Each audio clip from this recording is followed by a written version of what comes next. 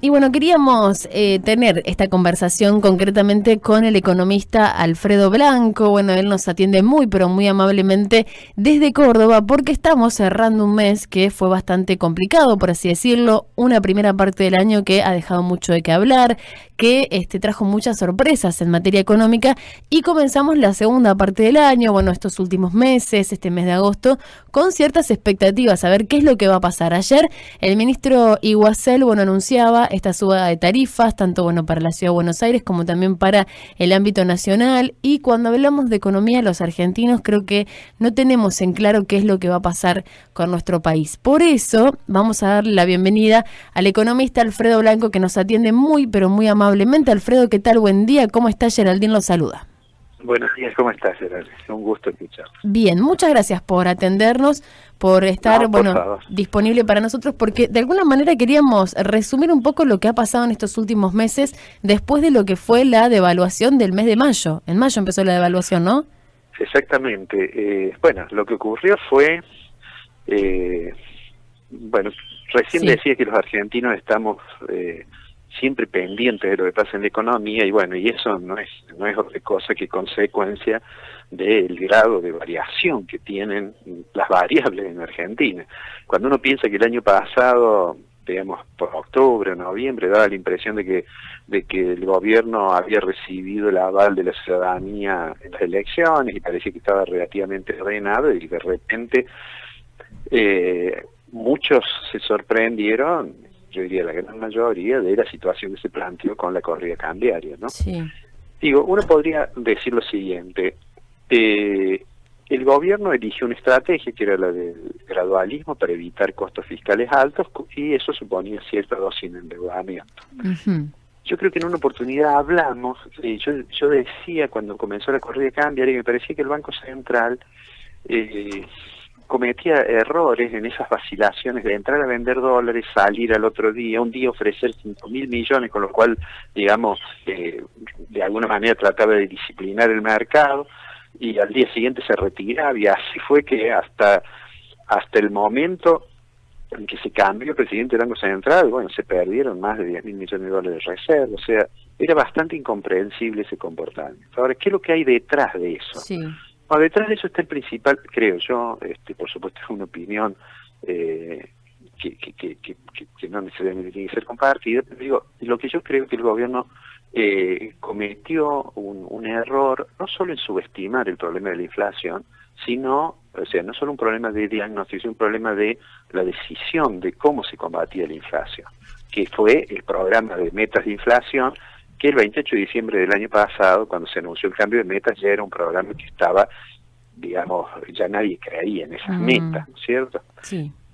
Bueno, a partir de allí y de ciertos errores, por supuesto que hay factores internacionales. El gobierno se ha preocupado mucho en mostrar cómo la tasa de interés subió en el mercado internacional, cómo de los países emergentes salieron capitales, una cosa que se llama volar hacia la calidad, flight to quality, es decir, se sale de los países emergentes y se va a títulos seguros, a deuda segura, letras del Tesoro de los Estados Unidos, etcétera. Todo eso es cierto que ocurrió. Es cierto que la guerra comercial, digamos que parece que ya es inminente entre los países desarrollados, genera incertidumbre en el mercado mundial, etcétera.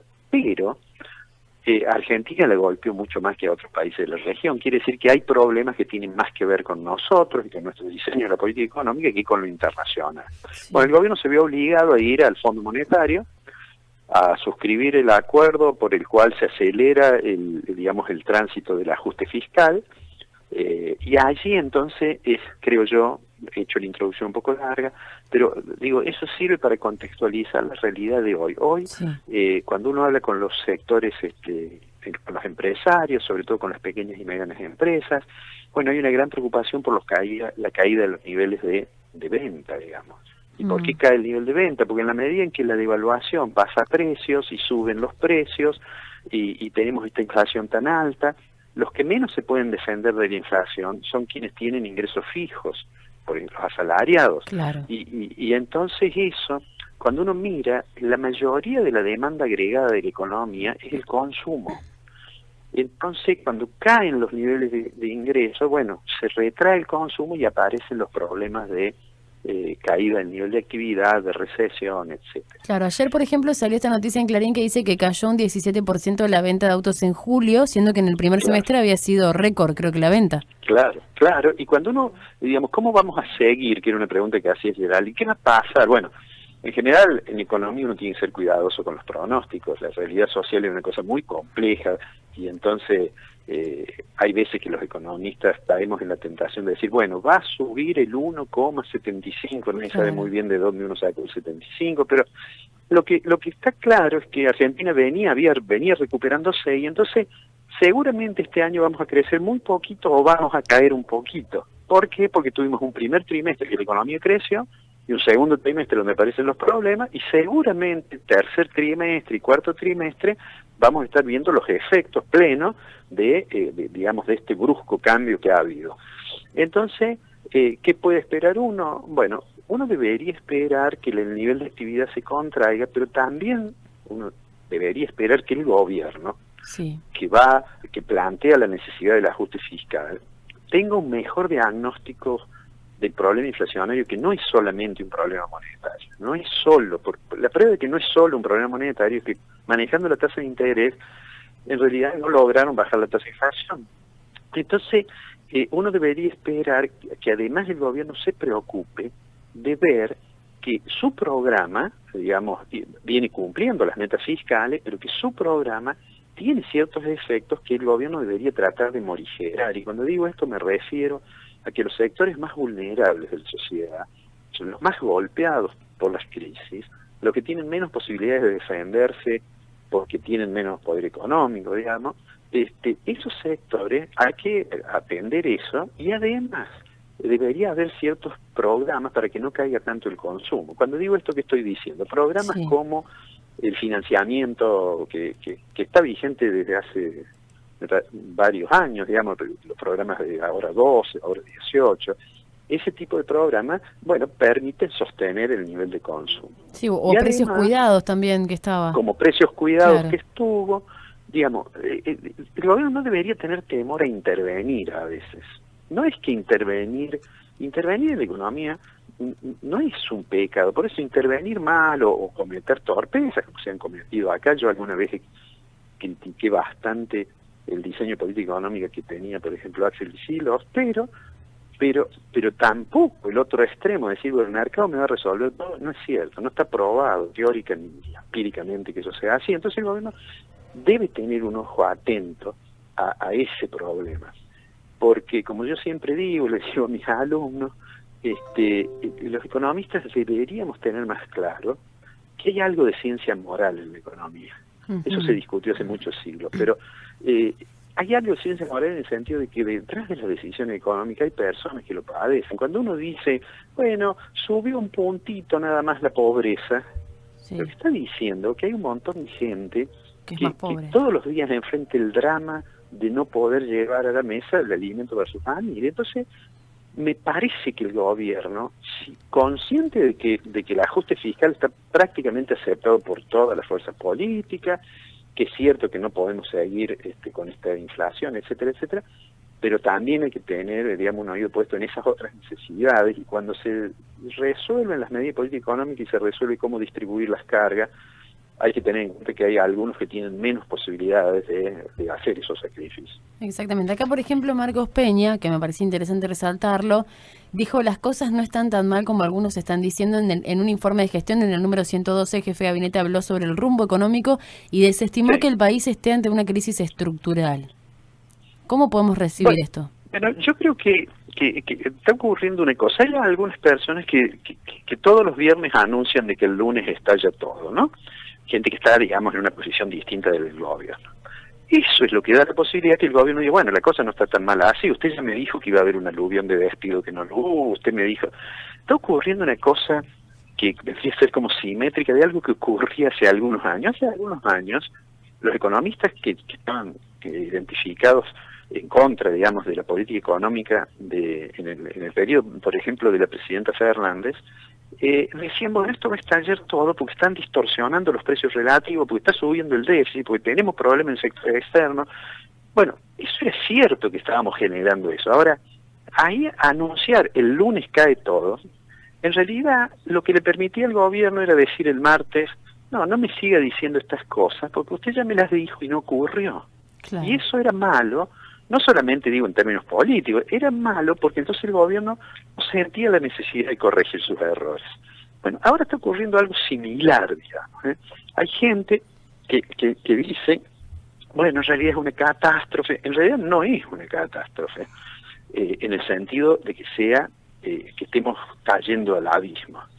Pero sí es cierto que hay una situación compleja y que si uno quiere evitar que esa situación se profundice, yo cuando digo esa situación digo la caída del nivel de actividad, que en algún momento lleva a caídas en el mercado laboral, a caída del nivel de empleo. Bueno, el empleo se venía recuperando y dejó de recuperarse. Entonces, digo, me parece que hay que ser lo más objetivo posible, aunque en la economía la objetividad es una cosa bastante discutible, pero digo, lo más objetivo viendo los números. Los números dicen que la economía se estaba recuperando y dejó de recuperarse, y que es altamente probable, lo más probable es que el próximo trimestre tengamos caída a nivel de actividad. Bueno, el gobierno tiene que tomar las herramientas para tratar de evitar digamos que eso sea una situación de extrema gravedad. Y no debe usar el argumento, que es el que ha usado ahí el jefe de gabinete, de decir, no, bueno, dicen todo eso, pero miren, yo tengo estos números, no es tan malo. Bueno, pero eso lo que hace es impedir que se dé un proceso, me parece a mí necesario, de autocrítica del diseño de la política económica y de corrección de esas cosas, ¿cierto? Exactamente. Estamos enfrentando además, recién lo mencionaba, una serie de ajustes, ¿eh? Sí. Bueno, esos ajustes, por supuesto, algunos de ellos son mucho más fuertes para Buenos Aires, porque Buenos Aires tenía mucho más subsidios y entre todos, de alguna manera, subsidiábamos ciertos servicios de Buenos Aires. Bueno, eso se va a hacer ahora. Además de hacer eso, más allá de que sea necesario y demás, bueno, el gobierno debe pensar, bueno, a ver, ¿en qué medida puedo morigerar los efectos que sobre los sectores, digamos, menos pudientes de la sociedad, esto puede tener? Porque estamos hablando de personas. Sí. La economía es una disciplina que estudia las relaciones de las personas en cuanto productores o consumidores. Sí, tal cual. A mí también por ahí lo que me genera inquietud es esto de cuando por ahí uno llega a fin de mes con la plata justa, por así decirlo, y le sobran unos pesos, ¿no? Tenemos una sensación en este momento, que quizás los que son más grandes ya la vivieron en nuestro país, que si uno deja 100 pesos guardado en el cajón de su cómoda, siente que al mes siguiente va a valer menos. Digamos, ¿qué hacemos con esos pocos pesos que nos sobran a fin de mes? Seguramente. Bueno, obviamente, cuando uno tiene una cierta capacidad de ahorro, en la economía argentina hay una tradición que la ha transformado en una economía bimonetaria. Es decir, la gente dice, no, la gente cuando tiene, va y compra $100, supongamos, $50, lo que sea, tienen esa idea. ¿Por qué tienen esa idea? Porque muchas veces le han dicho, bueno, voy a repetir la frase de un ministro, el que apuesta al dólar pierde. Claro. Y sin embargo después se devalúa una barbaridad. ¿No es cierto? Entonces la gente, incluso mucha gente compra el dólar y no lo dejaría en un banco, porque hubo un expresidente que dijo, el que puso dólares cobrará dólares. Sí. Y después le especificaron asimétricamente los depósitos. Bueno, entonces, digo, está ese problema, por eso es que tenemos esa tendencia a comprar dólares. Uno no le puede explicar, a mí me ocurre con mucha gente, en el pasado, antes de esta corrida de cambio, uno decía, mira, en realidad te da más la tasa de interés aún de un plazo fijo, no estoy hablando de, digamos, de una inversión un poquito más sofisticada como es la tomar Levax, pero eso te da más el plazo fijo que el dólar. Y dice, no, siempre el dólar sube. No es cierto que siempre suba. Lo que pasa es que cuando toma un periodo largo, muchas veces la gente se vio golpeada. Lo que está atrás de eso, ¿qué es? De nuevo, la inflación, que es el reflejo de estos desequilibrios estructural que tiene la economía. Entonces uno dice, bueno, ¿y qué puedo hacer con la plata? Que es la otra cosa. Eso está bien, todo eso, el sector externo, la inflación, el gasto público. ¿Yo qué hago cuando llego fin de mes y tengo 5.000 pesos guardados? Bueno, tiene pocas posibilidades cuando los montos son chicos y no le queda mucho más que decir, bueno, ahora que ya devaluaron, a lo mejor no van a volver a devaluar en el corto plazo, entonces lo voy a poner en un plazo fijo. Lo voy a poner en un plazo fijo cortito, porque si el dólar vuelve a quedar quietito, digamos en 28, por dar un número redondo, y van pasando los meses y la inflación sigue siendo la que es, yo sé que en algún momento el dólar va a volver a recuperarse, ¿no es cierto? Por supuesto, el tema es ¿cuándo va a volver a recuperarse? ¿Recuperarse qué sería? Que sube el precio del dólar. Ah, claro. ¿Y por qué? Lo que le pasó al gobierno, que le pasó a muchos gobiernos, es que el dólar estaba, se suele decir, anclado.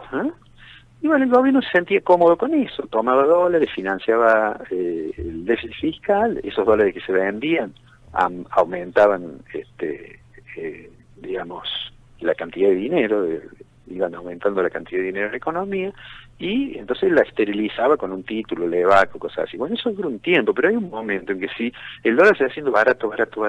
No es que los argentinos nos guste comprar en Chile porque nos guste viajar a Santiago, ¿no? Es porque los argentinos empezaron a decir, che, es más barato allá.